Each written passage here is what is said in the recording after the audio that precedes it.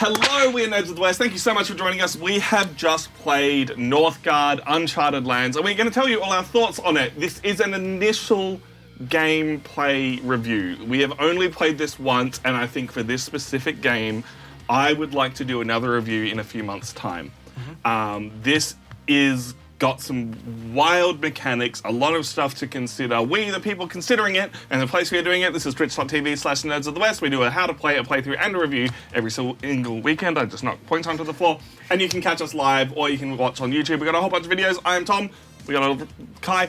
I almost said Reese, and words. We got a Lachlan. And we got a Beck. Hello. Reese and I are both beautiful. So, let's start where I'd like to always start, with the art. It's cute. I like it. Honestly, this is one of the best looking games that we have played this year. It like matches like everything from top to bottom. Cards, box art, tiles, everything. The box art's great. Everything like works together and nothing feels out of place, whereas other games you have that like sort of out of, but it's because it's toon art, right? That it's like it's gonna have that charm to it. It's toon art, but there's the nice little charm of all the lakes and all the little forests and all the little rocks. Like, there is nothing overbearing and there's nothing too powerful, which then when you're slapping a bunch of symbols and different stuff on it could get really in the way. But it's all done really nicely. It all stands out in really clear ways, so you can tell where the borders are and where the icons are and where the monsters are. And then my only critique of the art in the graphic design area is the fact that it is a dudes on the map game, it is a placing things on the map game, and stuff gets lost. There was a couple of times where I was like, oh, I get an extra food this time because I forgot that I had it on the map, because it was covered by people. 100%. Like, the tiles, I think, are the perfect size because they took up so much space on the board, but then you have so many people crammed in. Things get covered up, and the white borders around those make them easy to see when there's no guys on them. And like this little token here, for example, is a little bit small and hard to see. And we also discussed earlier about the green players, which would be perfectly fine for us playing at the table, but we play on Twitch, and we play live, and we have like a top-down camera, and this would be just I can still see it getting lost to some people. Sure, and like lots of things do get lost on this. There's a lot of green. I think that there might need some little bit of variety, especially even like with like even the buildings that go down, they blend in still to the table. Yeah, I think maybe like a grey or something would have been a better choice for the other player colour. In terms of the art in general, I like it as well. I don't think they had a lot of choice because it's based on a video game, and this is the art style of the video game, so it's faithful, which is good. Yeah. But I think it would have been crazy to do anything else, so I think it looks good. Like Tom said, I like the details on the map. I like how they match up with the symbols on the map. The rune stones are near like stone circles. The animals symbols in the caves. Food is near either water or farms. I only just realized that at the end when they're like creature lairs at the end of the game, and I was like, oh right, all of the like monster tokens are near caves. Yeah, I was only ever looking for the paw symbol. The lumber is on woods. Like I like how it all, you know, kind of ties together like that. I think it's very pretty. I mean, one minor critique like to take away from it, which could be for the like the monsters or the creatures, right, is that they don't have a white border. But that is also because you could be playing it without creatures, and then they would just be null and void and you wouldn't need to worry about it. And they only really matter when they come in. So I guess it's like probably the right decision to not have them be like, ooh, is that something I collect? Such as those. So. Yeah. And it's a slightly, I don't know, null for some people because we're playing the Kickstarter version, these tokens, these wooden tokens. Sure, it's nice having wooden tokens as opposed to cardboard ones, but the fact that there are, in this pile, some that count for 5 and some that count for one, at a glance, I mean, yes, the ones that count for 5 are slightly larger and slightly darker, but when you're just looking at a pile, you know, or a container like this, it took me grabbing them 3 times before I realised, oh, hang on, there's different sizes here. Yeah. Same thing with the points. The points don't need to be hidden. Like, I kind of get it. It can be kind of interesting. You're trying to judge how many points people are on at the end. It was just too much of a pain to be like, here's how many. I feel like this is a complaint that we have about every game, that it's like it's a hidden point system. Unless there's a way for you to not know how many points you gain, or way for anyone else to know how many points you gain, there's no point to hiding it. Because part of the whole game is understanding where people stand and that sort of thing, by having it so that you need to like change out points and then have them face down so that no one can see what you're on, it doesn't affect gameplay in any way. Well- Like, you're just playing it as best you can. Whoever gets the most points wins, so it doesn't matter if I know how many points you have. Yeah, and I think I was the opposite. I was like, I kind of like having the hidden agenda sort of things, and it would have been like at the end a big reveal. But we counted our score just so people on Twitch could follow along with where people were at and where we were tracking. And I think that that really was a decider that we played differently to the rules, because That's true. knowing that Kai was going to win on a tiebreaker over what I would, because I'd been like, yeah, I've got some points, and I'd have to go back and count them. But Kai had a lot of them, and because they're face down, it was really handy to prevent that. Or it's a king-making mechanic, right? You would still have a rough idea that Kai has more points than you, because you know you've Yeah. been gaining 5 to 7 every Yeah. single round, where you got like 2. But it's only a rough idea, right? And if you played a couple more times, then it could be really like, I need to know exactly how many points that someone is on. So I think, that's a minor gameplay element, but the components are... Components are great. Great. Minis are great. Cards are great. The art on the cards is gorgeous. I don't know how much of this is pulled directly from the game versus made for this, but it's It's certainly in the style. certainly in the style, but looks great, looks cute. But speaking specifically on the gameplay, my biggest takeaway from this is that while there are strategies that ramp and different mechanics that you're always trying to balance, there are certain things that you need to be looking out for. Kai ran away at the start and became the biggest threat because he had the barriers, the rough borders that meant for the first couple of rounds you couldn't get past him. rough borders and a hold, right? So Yeah. like you couldn't even traverse to him unless you got to a space which was blocked And by a by monster. getting to that, putting a space there, he could then come to you. Yeah, for sure. He was definitely on like his own island just turtling while we were all on top of each other with monsters, and we were all playing essentially what I imagine real like it would play out like. But in saying that, I think that No one was ever out. It still worked really well, and we didn't get to see the second chance mechanic, but Yeah. I think that would have been really interesting. I got really close at the start, which could have upset my game, but I think that this game is relatively balanced.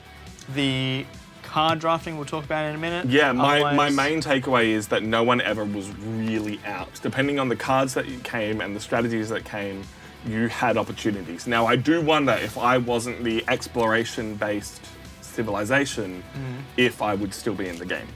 I was very close at the end.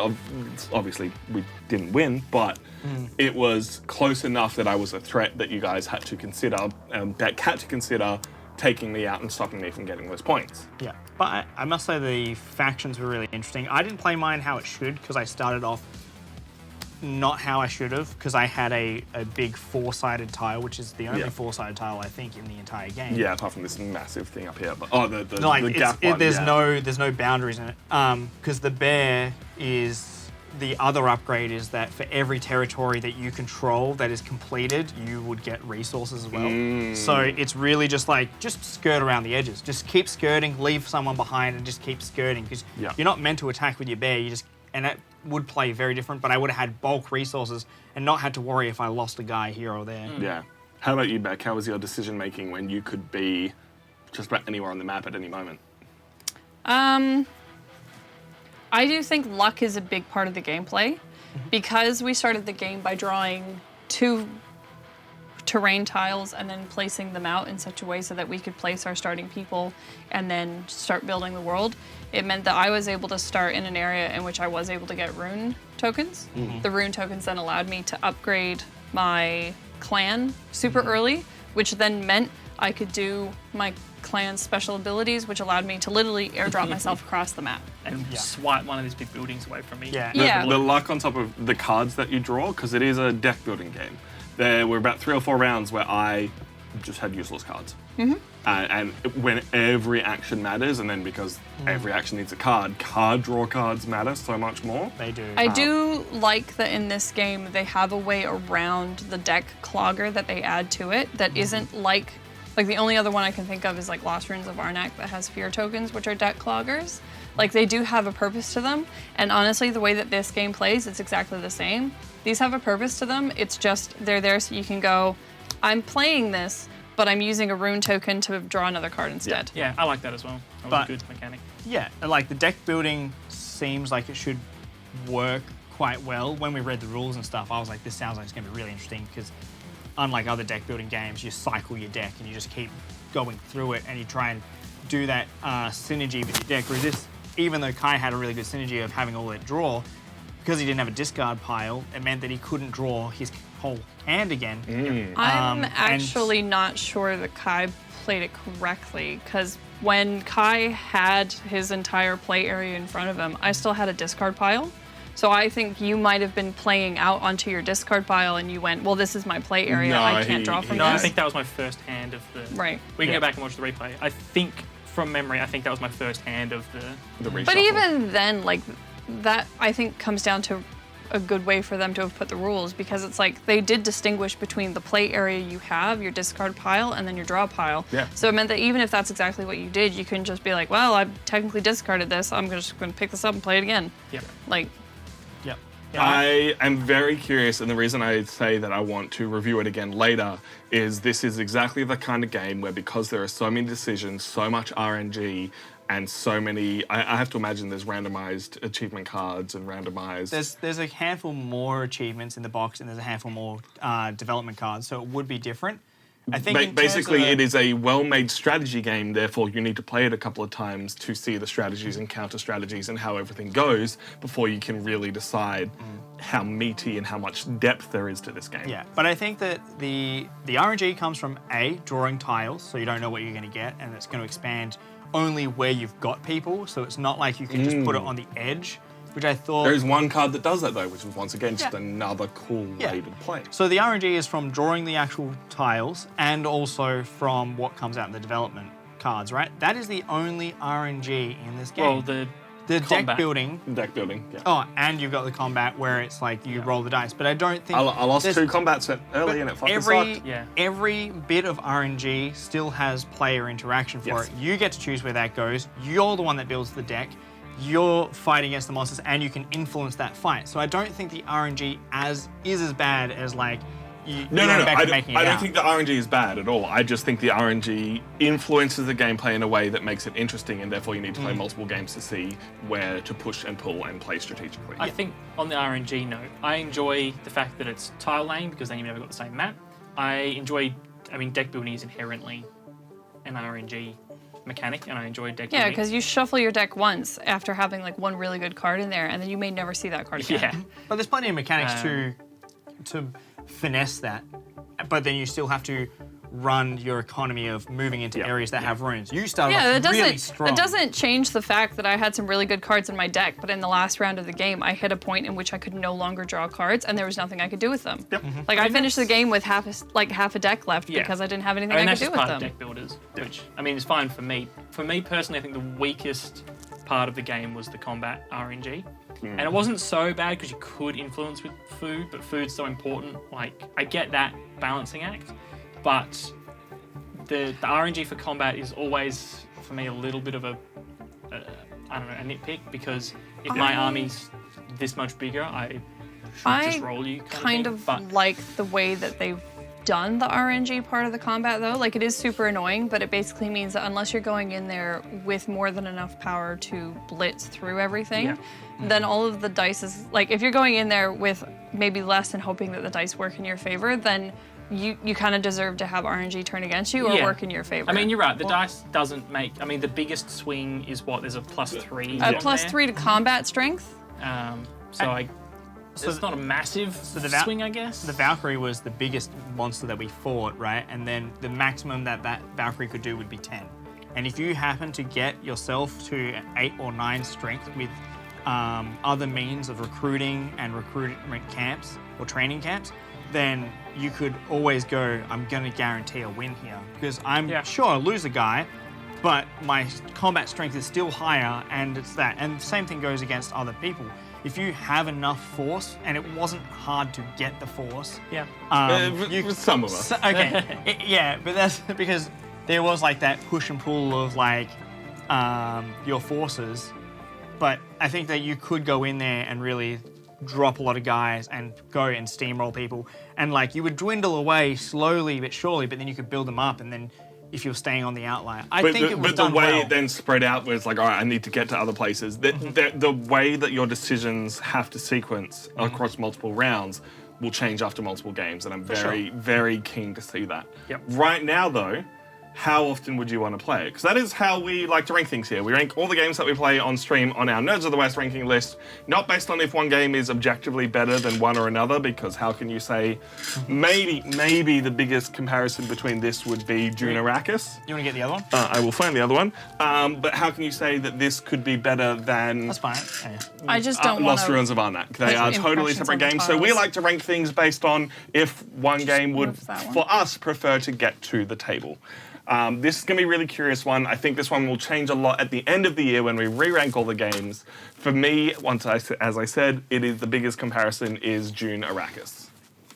Yeah, I didn't get to play Dune Arrakis, so I don't have any say in that regard. But I would definitely play this over Dune Arrakis because there are far more interesting mechanics in this, far more interesting decisions in this. However, that's because I also think Dune Arrakis is too high, and I personally would absolutely play Libertalia, Lost Ruins, and Last Message over this. so you reckon it's going above Dune Arrakis for you? No, but below here because I like these three. Oh, you like these three, so you go below Last Message. Yeah, but that is just the quirk of our ranking system. Fair enough.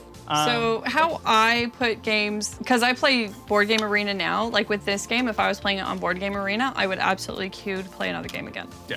So I think it wouldn't be very long for me to want to play this game again. I think the setup part of it would probably have me be like, let's give it a couple of weeks before we bring it to the table. Seeing what's out there, it's kind of on par with Lost Ruins of Arnak for me. Interesting. I haven't played anything above there anyway. So it's hard. What would you give it out of 10? Because for me, this is a solid 7 out of 10. I would put it at an 8. I do really like it. The art's good. The components are good. It all makes sense. It's got replayability. It's modular, so it's not the same game every time. The RNG mixes it up enough so that the next game I might do horribly or I might just run away with it. So yeah, I have it at an 8 in my brain. Easy. Fair. So you reckon near your Lost Ruins or a bit above it, a bit below it? I would probably put it above Lost Ruins of Arnak with the expansion, but I do need to play the expansion again for Lost Ruins. Fair enough. How about you, Lachlan? I really, really enjoyed it. Not just because I won, I still enjoyed how everything interacted with each other. We did get off to a little bit of a rough start at the start of the game, but I think next time we'll be way more prepared with what we're going to do.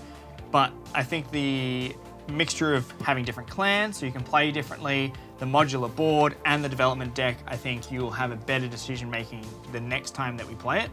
Art is fantastic, the components are fantastic, there's not a lot to dislike about this game, and the next time that we play it I think will be a lot quicker as well, so it won't be that 4-hour slog that we just went through, because we were crunching the numbers when we were doing our combat. And I'm not a big fan of combat or area control games, but I think this does it in a way that it's I lost some guys. Oh, well, what a shame. I'll just get them back over here instead and build them up again. And there's enough exploring that you can go elsewhere. So I think this is probably about an 8 or a 9 for me. The only games that I've played this year, I've played Lost Ruins with the expansion. I haven't played Libertalia, but I've played the base game. It's been a long time. Super similar. It's been a long time since I've played. I haven't played Dune Arrakis. I did play Fight the Blight, which was fantastic. Dune Imperium is fantastic, and Ark Nova is fantastic as well. But I think because of its how long it takes, I'm probably gonna put it. It's real hard. I would say in line with Fight the Blight because they're two very different games, and it's if you gave me the option, I'd be yeah, I could go Fight the Blight. I could play this. But if it was between Dune Imperium and this, I'd be this is going to be a much faster game. But also Dune Imperium is very good. Yeah. What about you, Kai? I'm thinking I'm going to put it on par with Dune Arrakis. Kind of not the same mechanics, but another area control kind of game. But this throws in deck building, which I, as a rule, enjoy. So I think I'd put it up under the Dune Arrakis. Again, very nice art, high quality components, modularity, randomization, so that it's not going to be the same game twice. I would be really interested in seeing it with 5 players because it goes to 5. I'd be really 100%. interested to see how crowded that board gets, how much more conflict there is. This plays at 2, right? 2 to 5. I'd be very curious to see it at 2 and 5. Yeah. So I think I had a lot of fun with it, even though I think a mark of a good game is you can lose and still have fun. And I came this close and then lost it at the end, and I still had fun. It was still good, and I didn't come close at all, and I still had fun. So. So Like at the beginning, it looked like I was winning. You'll have to come back and see what we think about this when we've played it a couple more times. We'll either do that as a brand new video or we'll tack it onto our end of year review. Thank you so much for watching. We have been Nerds of the West and we do this every single week, and hopefully we will catch you next time.